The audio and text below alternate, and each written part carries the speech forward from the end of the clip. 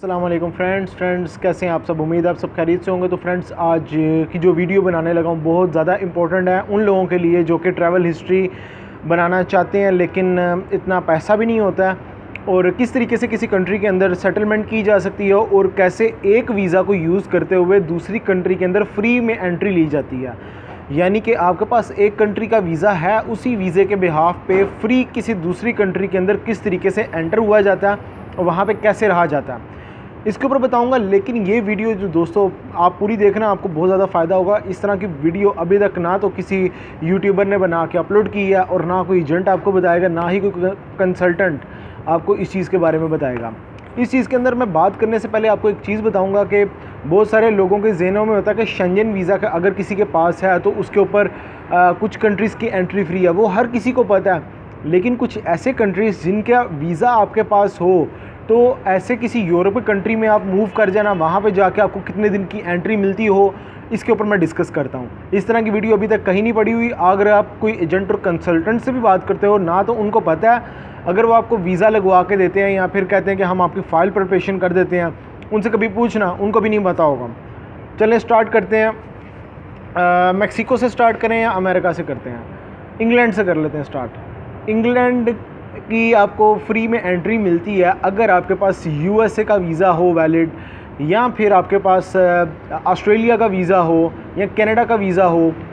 आप इन तीनों में से किसी एक कंट्री का भी वीज़ा है, आप वाया उस इंग्लैंड के किसी और कंट्री जा रहे हो, लाइक अमेरिका जा रहे हो पाकिस्तान से, आप डेस्टिनेशन इंग्लैंड रख लो। हेथ्रू एयरपोर्ट पे जब आप उतरोगे वहाँ पे एक काउंटर होगा, उस पर आप जाके सिर्फ ट्रांजिट वीज़ा आपने लेना है फ्री ऑफ कॉस्ट, या फिर आपको थोड़े से पैसे देने होंगे, आपको ट्रांजिट वीज़ा मिल जाएगा। 72 घंटे का वो ट्रांजिट वीज़ा होगा। जस्ट आपने वैलिडिटी दिखानी है अपने यूएस वीज़ा की, आपको इंग्लैंड में एंट्री फ्री है। आयरलैंड की बताता हूँ। अगर कोई बंदा कनेक्टिंग फ़्लाइट पकड़ लेता आयरलैंड से, पाकिस्तानी पासपोर्ट होल्डर पे आयरलैंड का वीज़ा चाहिए ही नहीं है जी। आप ख़ुद भी इस पर तहकीक कर सकते हो। आयरलैंड किसी बंदे ने जाना है वाया आयरलैंड, कोई फ़्लाइट अगर जा रही हो, आप आयरलैंड में उतर गए, आपके पास आयरलैंड का वीज़ा है ही नहीं, एयरपोर्ट पे पहुँचे हो, आपके पास पाकिस्तानी पासपोर्ट है, दिखाओ, आपको एंट्री मिल जाएगी आयरलैंड के अंदर जी। उसके बाद मैं आपको बताता हूँ मैक्सिको के बारे में। अगर आपके पास जापान का वैलिड वीज़ा है, जापान का हो गया या फिर कोई भी शेंजन कंट्री का वीज़ा हुआ, तो आपको मैक्सिको के अंदर एंट्री फ्री है। बाकी तो यूएस वीज़ा के ऊपर भी मैक्सिको की एंट्री फ्री है, लेकिन मैं वो चीज़ बता रहा हूँ जो कि अभी तक लोगों को नहीं पता।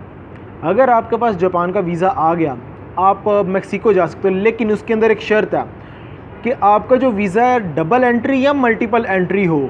अगर डबल एंट्री हो या मल्टीपल एंट्री वीज़ा होगा तो मैक्सिको के अंदर आपको फ्री में एंट्री मिल जाएगी, और I think so 90 days to 180 days तक की एंट्री होती है, मैक्सिको आपको एंट्री देता है।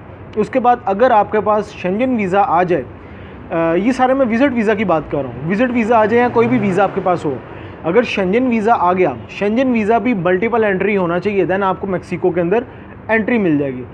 उसके बाद अगर मैं तुर्की की बात करता हूँ, तुर्की वीज़ा के लिए आपके पास या तो शेंजन वैलिड वीज़ा होना चाहिए या फिर आपके पास अमेरिका, उसके बाद आयरलैंड का वीज़ा हो जाए, तो आपको एंट्री मिल जाती है तुर्की के अंदर। आपको एक ई वीज़ा लेना पड़ता है, वो आपको उसी वक्त 2-3 घंटे के अंदर आपको ई वीज़ा आपको फ़ौरन जनरेट करेंगे, आप वहाँ पे जा सकते हो। हम जो जापान वीज़ा के ऊपर मैं बता रहा था, जापान का अगर वीज़ा हो तो जॉर्जिया के अंदर भी एंट्री फ्री है, जॉर्जिया के अंदर एंट्री फ्री है, मैक्सिको के अंदर, अच्छा जापान के वीज़ा के ऊपर जॉर्जिया के अंदर एंट्री फ्री है, मैक्सिको के अंदर एंट्री फ्री है, उसके बाद मलेशिया के अंदर एंट्री फ्री है, उसके बाद ओमान के अंदर एंट्री फ्री है जी। मलेशिया के अंदर ये होता है कि अगर आपके पास चाइना का वीज़ा हो या जापान का वीज़ा हो या फिर साउथ कोरिया का वीज़ा हो, आप वाया मलेशिया जा रहे हो, कोलालमपुर एयरपोर्ट के ऊपर आप आते हो, वहाँ पे जाके आप ट्रांजिट की लाइन में लग के अपना पासपोर्ट दिखाओ, वैलिड वीज़ा दिखाओ, आपको वीज़ा मिल जाता है। मेरे फ्रेंड ने 2-3 बार इस तरह चाइना से आते हुए उसने वीज़ा लिया था मलेशिया का। अगर आप जापान जा रहे हो, जापान का वीज़ा है, तो अगर आप वाया दुबई जाते हो तो दुबई का आपको ट्रांजिट वीज़ा मिल जाएगा। अगर आप ओमान जाते हो, ओमान से भी आपको वीज़ा मिल जाएगा।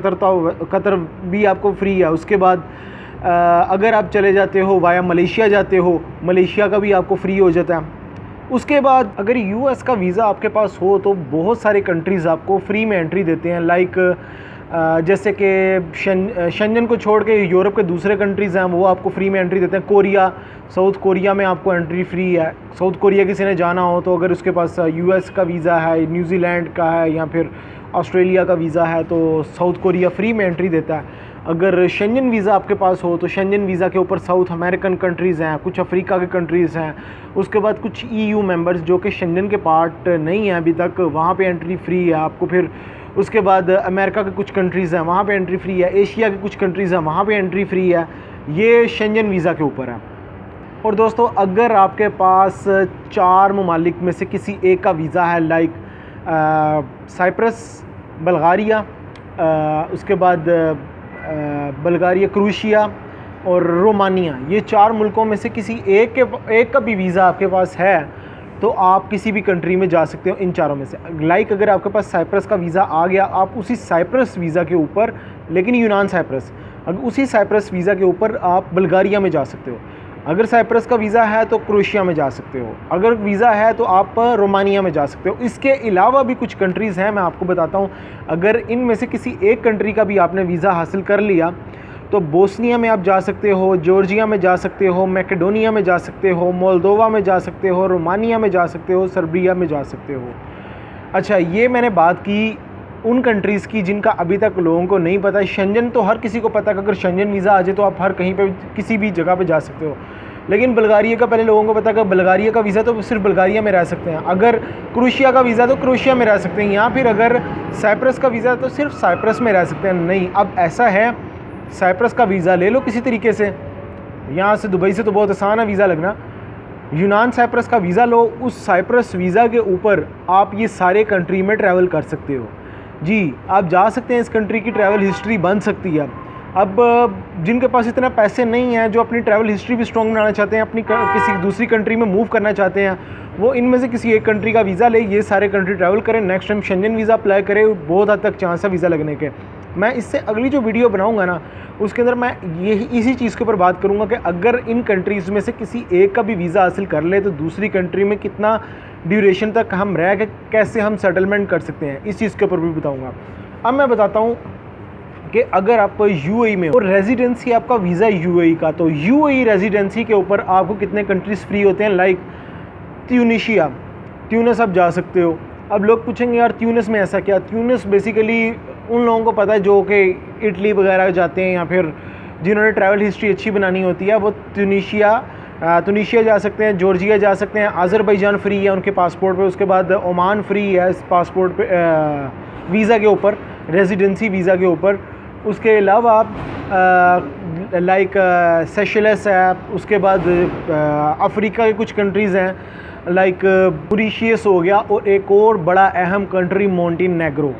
मोंटेनेग्रो के ऊपर बात की थी मैंने। मोंटेनेग्रो का पता नहीं किसी को, अगर किसी के पास रेजिडेंसी वीज़ा हो दुबई का, अच्छा वीज़ा हो जाए, तो उसके ऊपर मोंटेनेग्रो में एंट्री फ्री है, लेकिन वो पूरा साल नहीं होती, वो साल में से कुछ 1-2 महीने होते हैं। जब उनकी फ़्लाइट्स ओपन होती हैं तो आप दुबई वीज़ा के ऊपर मोंटेनेग्रो में ट्रैवल कर सकते हो।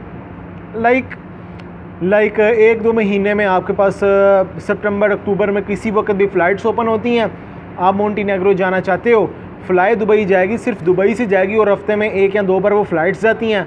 उसके ऊपर अगर आप ट्रैवल करते हो मोंटेनेग्रो के ऊपर, आपको वीज़ा रिक्वायर्ड नहीं होता दुबई रेसिडेंसी के ऊपर। मैंने इसके ऊपर वीडियो भी बनाई थी, अगर देखनी होगी देख लेना।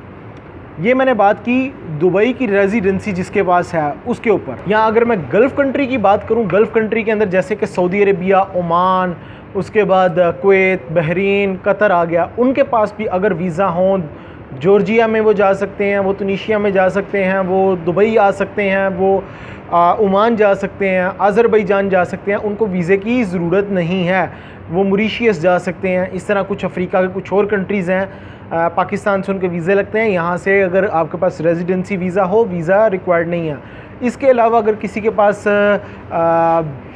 फ़्रांस का रेजिडेंसी वीज़ा हो, कार्ड हो, 1 साल का हो, 5 साल का हो या 10 साल का हो, 3 या 5 साल का होता वीज़ा, रेजिडेंसी कार्ड होता है, अगर वो हो, उसके ऊपर आप न्यू कैलेडोनिया जो कि न्यूजीलैंड के साथ एक जजीरा है, जिसके लिए वीज़ा भी चाहिए होता है, वहाँ पे आपको एंट्री फ्री है। उसके बाद सेंट पेरी, बहुत सारे लोग सेंट पेरी की बात करते हैं, सेंट पेरी में उनकी एंट्री फ्री है जो कि कनाडा के बिल्कुल साथ लगता है, वहाँ पे एंट्री फ्री है।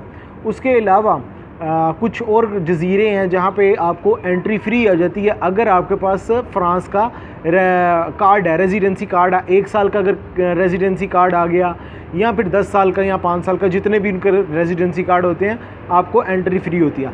दोस्तों, मैं अगली जो वीडियो बनाऊंगा, ये मैंने थोड़ी सी इन्फॉर्मेशन दी कि अगर आपके पास किसी कंट्री का वीज़ा हो तो किस किस कंट्री में वीज़ा फ्री आप ट्रैवल कर सकते। इसके अलावा भी बहुत सारे कंट्रीज़ हैं, लेकिन मैंने आपको सिर्फ वो बताए जो कि अहम है और मैं समझता हूँ कि हर किसी को नॉलेज होना चाहिए, क्योंकि ये वीज़ाज़ ऐसे हैं कि हर मोस्टली लोगों के लगते हैं और उनको अपने वीज़ा की वर्थ का नहीं पता होता। मेरा जब जापान का वीज़ा लगा था, मुझे अपने वीज़े की वर्थ का नहीं पता था जापान वीज़ा की। अगर मुझे पता होता तो मैं शायद मैक्सिको ट्रैवल करता, या फिर मैं मलेशिया भी गया था, मलेशिया में मैं दोबारा ट्रांजिट ले सकता था।